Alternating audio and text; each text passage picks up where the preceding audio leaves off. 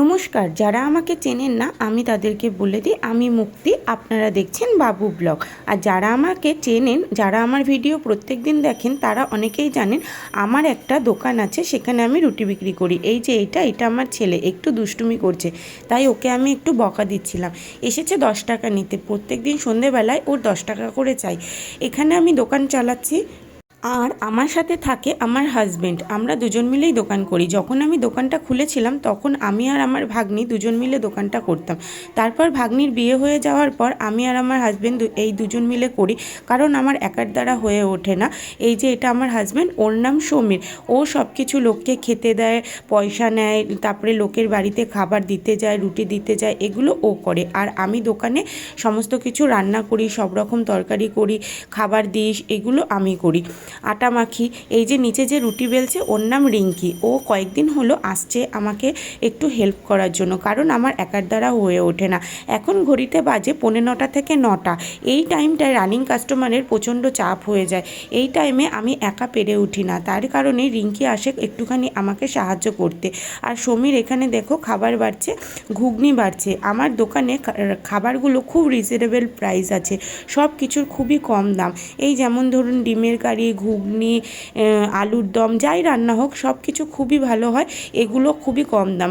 আমি দেখুন কিভাবে রুটি ভাজি, একটা একটা করে আগুনে দিই না, কিন্তু চাটুতেই রুটি সেঁকে সেঁকে ভাজি। দেখুন কি সুন্দর রুটিটা ফুলেছে। আমি আটাটা প্রচণ্ড নরম করে মাখি, যার কারণে রুটিটা খেতেও খুব নরম হয় আর খুব ভালোও হয়। আমি কিন্তু আগুনে দিয়ে রুটি সেঁকি না, একটা একটা করে চাটুর মধ্যে সেঁকে রুটি ভাজি। এতে আমার গ্যাসটা একটু বেশিই শেষ হয়, কিন্তু তবুও আমি এইভাবেই রুটিগুলো শেখার চেষ্টা করি। এইভাবে রুটি ভীষণ ভালো হয়। আমার রুটির খুব ভালো রেপুটেশন, প্রত্যেকেই বলে ভীষণ ভালো হয়, ভীষণ নরম হয়। তরকারি খেতেও প্রত্যেকে প্রচণ্ড পছন্দ করে।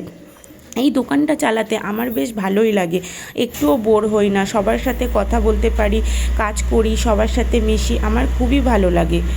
যেদিন দোকান খুলি না সেদিন আমি বোর হয়ে যাই। সেই লকডাউন থেকে আমি এই দোকানটা চালাচ্ছি। এটা হচ্ছে আমার দোকানের সবথেকে প্রিয় আইটেম, সেটা হচ্ছে গিলেমেটে। প্রত্যেক দিন বানাই আর প্রত্যেক দিনই শেষ হয়ে যায়। আমি রোজের রান্না রোজ করি। এটা হচ্ছে ঘুগনি। ঘুগনিটা আজকে ছোটো বাটিতে রেখেছি, তার কারণে আলাদা আলাদা করে দুবার ঢালা হয়েছে। আর এই যে এইখানে দেখছেন এটা নিরামিষ সবজি।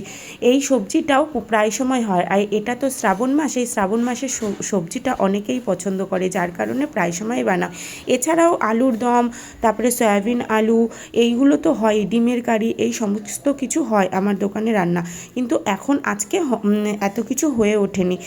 সমীর এখানে ঘুগনি বাড়ছে। ঘুগনিটা হচ্ছে 20 টাকা প্লেট, আর গিলেমেটে 35 টাকা প্লেট, আর সবজি 20 টাকা প্লেট, ডিমের কারি 15 টাকা। খুবই সস্তায় আমার দোকানে সব কিছু পাওয়া যায়। সবার কাছে অনুরোধ থাকবে আমার দোকানে একবার আসবেন, এসে ভিজিট করে যাবেন। নমস্কার, সবাই ভীষণ ভালো থাকবেন।